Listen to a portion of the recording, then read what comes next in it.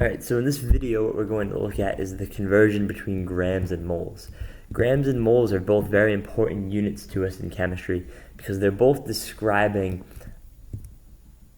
the sample that we have. Right, so if I have a sample of water, I can describe that in terms of how many grams it is or how much mass it's occupying, or I can describe it in terms of how many moles there are or how many individual water molecules there are present there. Think about this like the way you would think of like deli sandwich meat or deli or cheese that you get from a deli. I can go to the deli and order half a pound of cheese, right? And that half a pound of cheese will be so many individual slices of cheese. That's kind of the way to think about grams and moles. So the first thing we need to review to be able to do these conversions is molar mass. So over here I have the sample, I have the formula for water, H2O.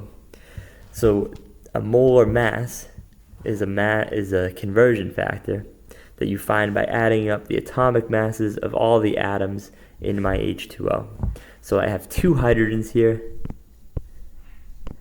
represented by my two 1.01s. These are the atomic masses of hydrogen, and there are two of them because there are two H's in every molecule of H2O.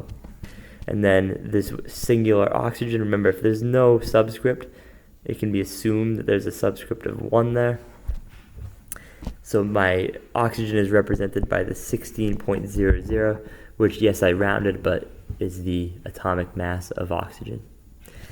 We add these up, you get the molar mass of water, which is 18.02. Now we abbreviate the units here as grams per mole, kind of just off to the side with a small fraction, but it's important to recognize that this is really just a way of showing or abbreviating the more fully written out fraction, 18.02 grams per every 1 mole. So what this fraction, what a molar mass represents, is the mass of a singular mole of water.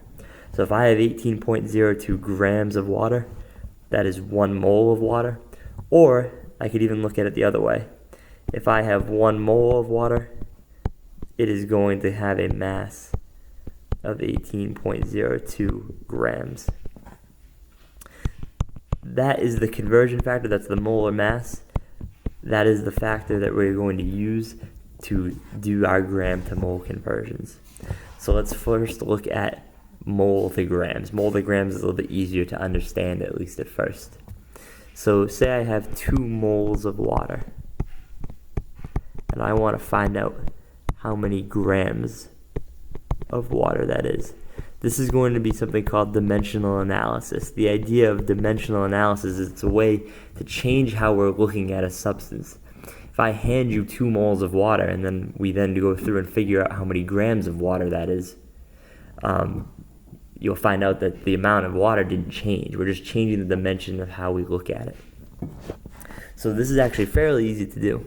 All you'll have to do is take your 2 moles of water, the amount of water that you actually physically have, and then you're going to use your molar mass as a conversion factor, as an equivalence, to figure out how many grams that is. This is just a fraction. So I'll use my fraction here, and I'm going to set this up in a way that my moles of water is going to cancel out. So in particular, grab a second color here, I'm going to use that fraction on the left there, 18.02 grams of water on the top.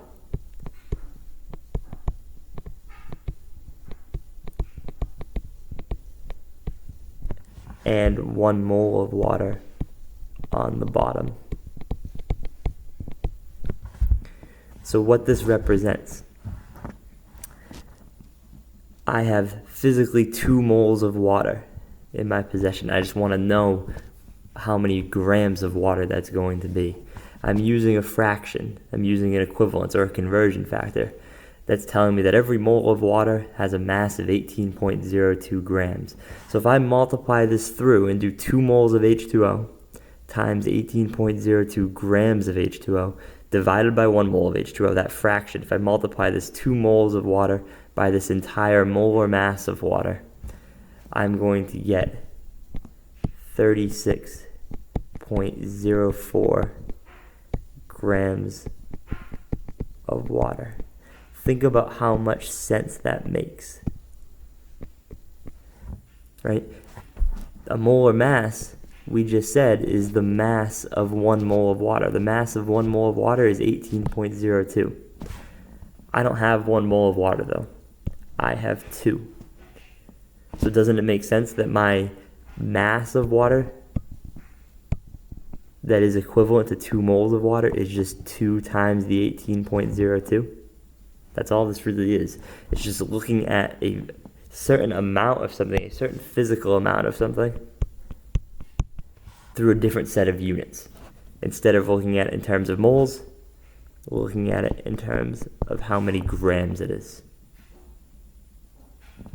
And again, all we're doing is really using molar mass as a conversion factor, which is what this fraction represents, right? The molar mass that we got by taking the mass of all of the atoms involved in our substance and adding them up, the atomic mass of all of the atoms in our substance. So this is video 1 of 2. The second one will show you how to go the opposite way to convert our grams of something into moles, the opposite of what we've just done, moles to grams.